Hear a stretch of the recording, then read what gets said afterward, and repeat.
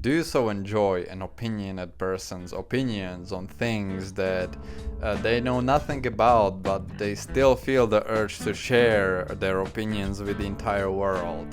Things like storytelling or character writing, or just overall being opinionated on things that don't even really matter in your lives in the grand scheme of things. If so, then congratulations, you've come to the right place. But let me tell you a couple of three things. Even my opinion matters more than the opinion of someone who criticizes something. Be it a movie or a TV show or anime or a manga or anything, any type of story. By saying that it's bad or illogical because the characters have plot armor. And let me explain why. It is simply because every character in every single story you're ever gonna witness has plot armor. And believe it or not, that's actually a good thing. So what exactly is plot armor? The easiest definition is phenomenon in fiction whereby the main character is allowed to survive dangerous situations because they are needed for the plot to continue. This definition talks about the main character, the protagonist. And while that is true, that is the most important character in a story generally, it's not just the main character that has plot armor, it's the supporting cast of characters as well. And that is because each character in a story that's actually,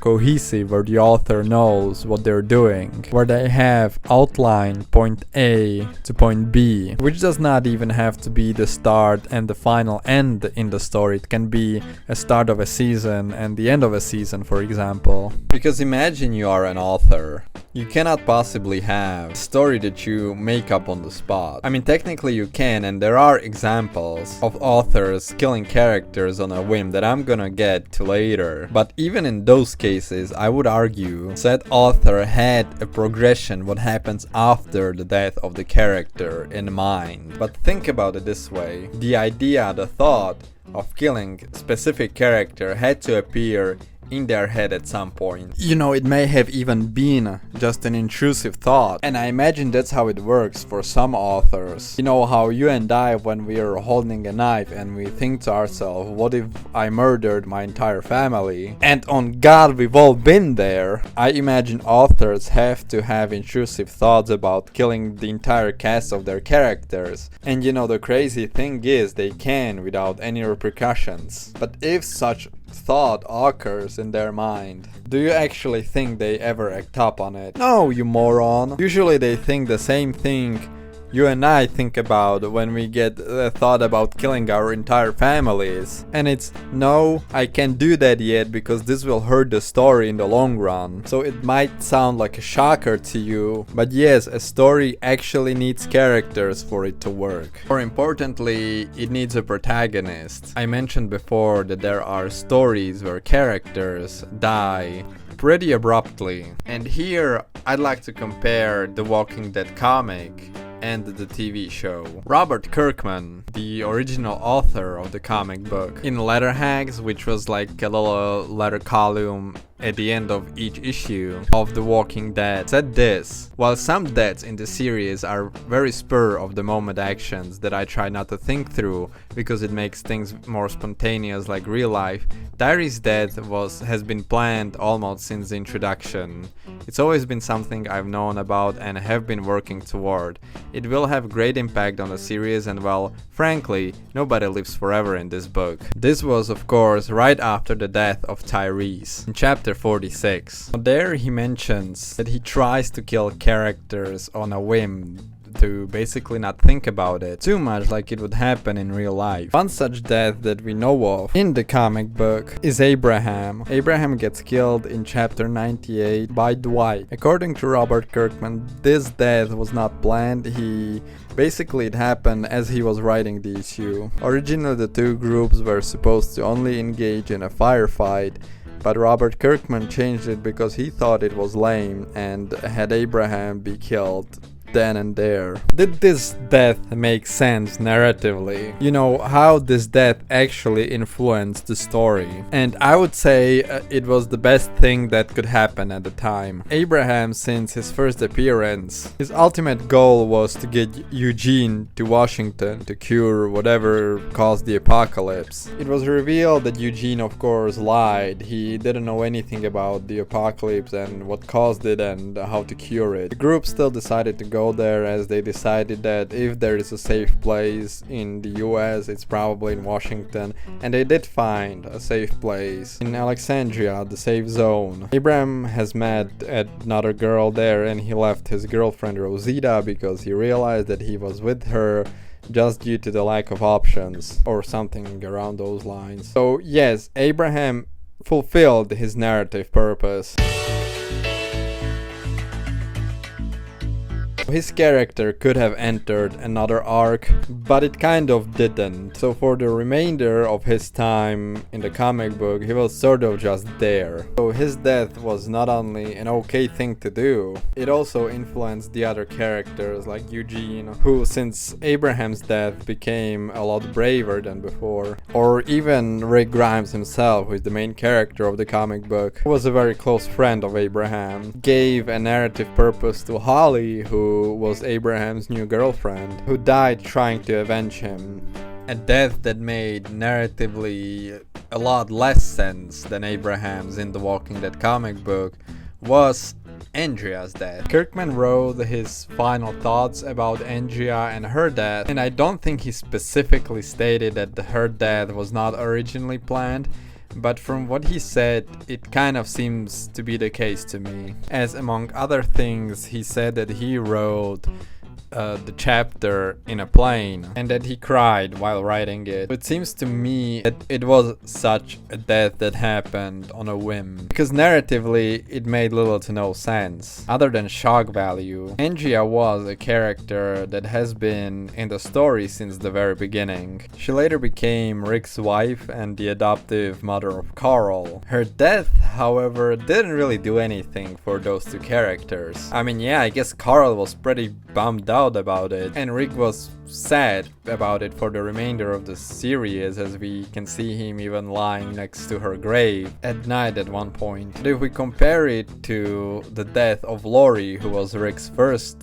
wife and Carl's biological mother, which sent Rick to descend to basically his lowest point of the series ever, where he did the most fucked up shit. Andrea's death really meant nothing, which is crazy because at some point Rick even said that he's happier with Andrea than he ever was with Lori. And I guess you could say that it shows how Rick has changed over the years. But this is kind of stupid because after her death, other than a few scenes here and there, Rick seems to have almost no reaction. In fact, he's his most rational that he has ever been after Andrea's death. And furthermore, not even 30 chapters later, Rick also dies and the series completely ends. And Rick's death makes a lot of sense. Narratively, it felt like a good place for him to go, and he gets killed by the most annoying character in the entire comic book, which adds a layer of irony to it that someone as big, as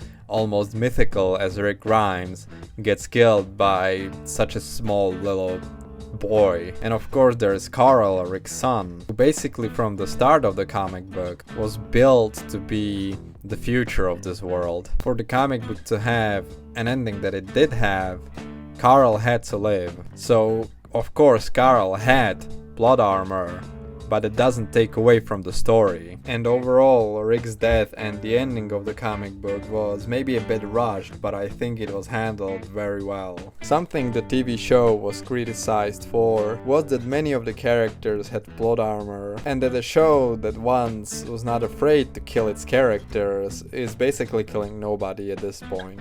And while there are many things to be criticized about The Walking Dead, this for sure is not one of them. Because let's take a look at one of the biggest deaths, if not the biggest death in the show ever, which is of course Carl Grimes. From my understanding what happened in the show behind the scenes, there was some chicanery going on behalf of AMC. Chandler Riggs, who played Carl, would have to get paid more from that point because he was reaching adulthood. So I guess they decided to kill him instead.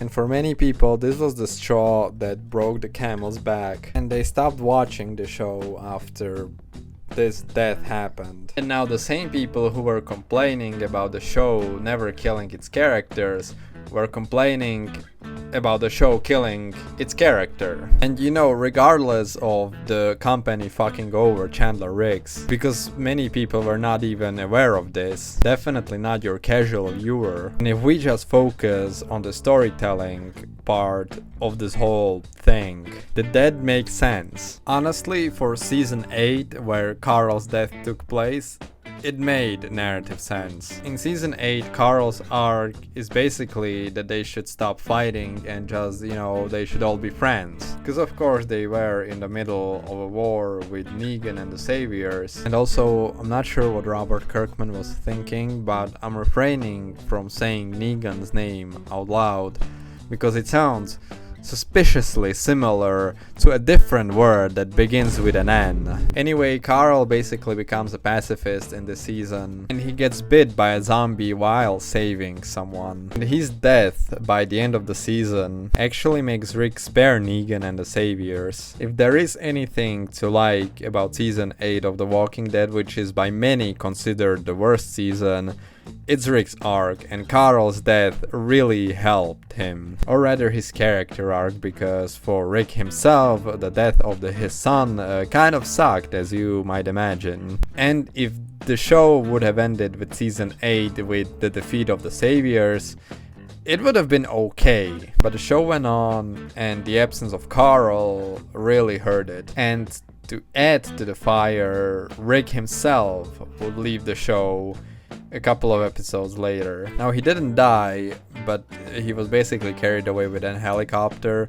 just so they could have a backdoor if Andrew Lincoln wanted to return to the show. And right after his last episode, a movie franchise was announced with him, which would have later become a spin-off TV show instead of a movie series. So yeah, with both Carl and Rick gone, there was really nothing left in the TV show. I mean, of course, there was still Daryl, which was, one of the things that kept me watching, because I love Daryl. And overall, he was one of the fan favorite characters. I mean, he was not a great protagonist for the TV show, just because of the nature of his character being more of that of a supporting character. And taking over after Rick is not an easy task. My point is, with this whole thing, Carl had his blood armor stripped away from him. And I am not saying this was done on a whim. Of course, this had to be planned out by the writers, and it is something that narratively fits very well in season 8.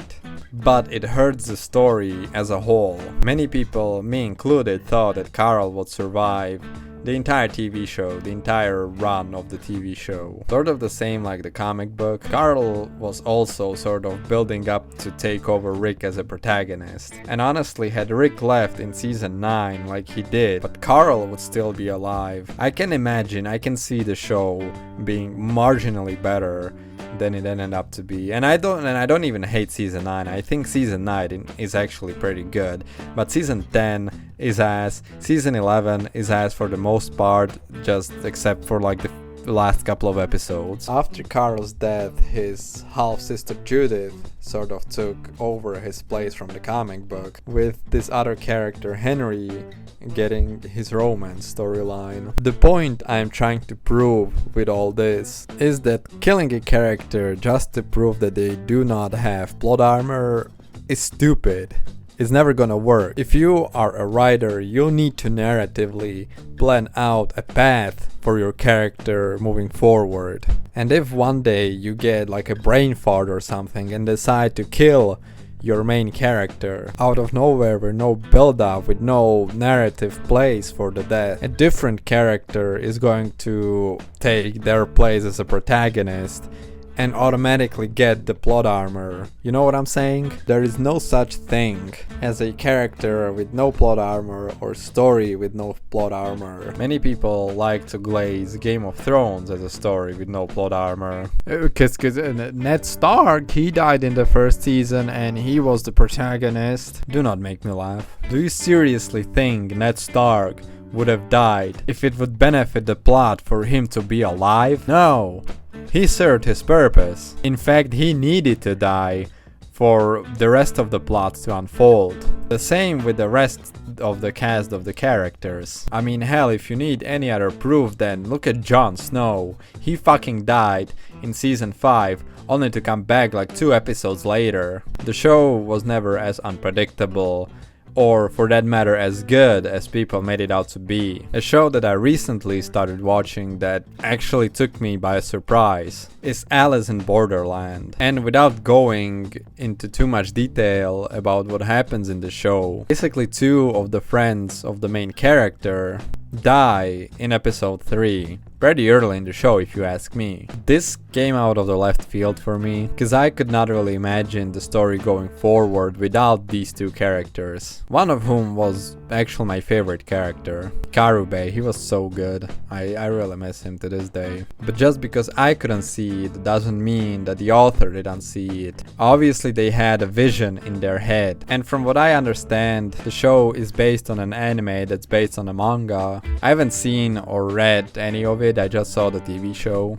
only the first season at this point. I cannot really make comparisons or anything, I can just judge the TV show. But yes, there obviously had to be plan for the story to continue without Karube and the other guy.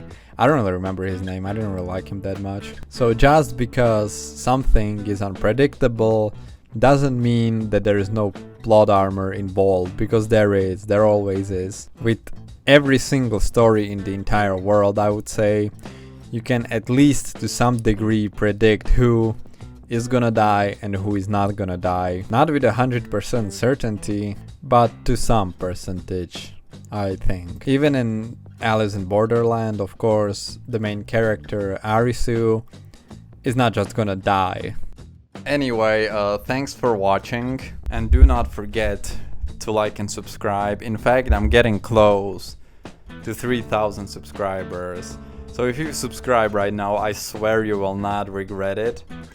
You will get the content you are here for. You will get the best, you will get the greatest content out there. In fact, it will be the greatest victory of your life ever. Let's be honest, what do you really have in your life going on? Nothing really when you think about it.